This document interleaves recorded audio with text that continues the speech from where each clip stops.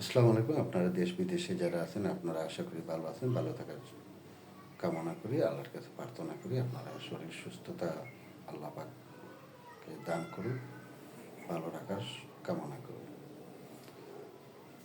কিছু কিছু মানুষ আছে আপন মানুষকে পর করে দেয়, কাছের মানুষকে আপন করে নেয়।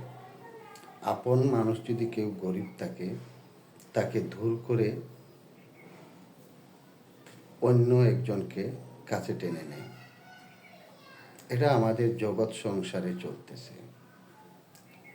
এগুলো চিন্তা করে না কখনো আমার পরবর্তী সময় কোনো একদিন আমার আপন লোকই আমার পাশে দাঁড়াবে, পর কখনো পাশে দাঁড়াবে না তার স্বার্থে ছাড়া। আপন মানুষও স্বার্থ নিয়ে থাকে। কিছু আপন মানুষ আছে, আর অনেক আপন মানুষ আছে স্বার্থ খুঁজে না, নিঃস্বার্থভাবে তাকে আপন মানুষকে পেতে হাহাকার করে নিজের সব কিছুই করে। এটাই আমাদের জগৎময় চলতেছে। আর একটা জিনিস চলতেছে কি,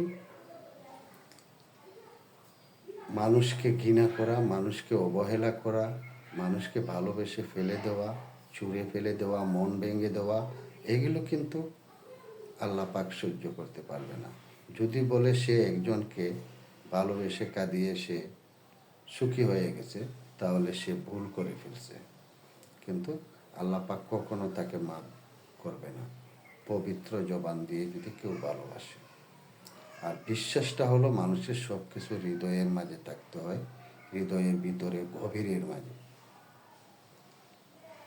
আমি যতই খারাপ থাকি না কেন, আপনি সবাই যতই খারাপ থাকেন না কেন, মা বাবার কাছে কিন্তু ছেলে সন্তানরা অনেক ভালো, প্রত্যেকটা মা বাবার ক্ষেত্রে।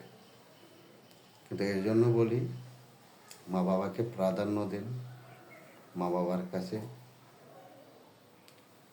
ধীরে কথা বলেন, মাথা নুয়ে কথা বলেন, সম্মান করেন, রেসপেক্ট করেন।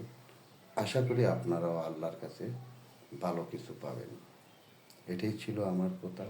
যদি ভুল ত্রুটি হয়, দেশ বিদেশে যারা আছেন, আত্মীয় স্বজন যারা আছেন, তাদের কাছে আমি ক্ষমা চাচ্ছি।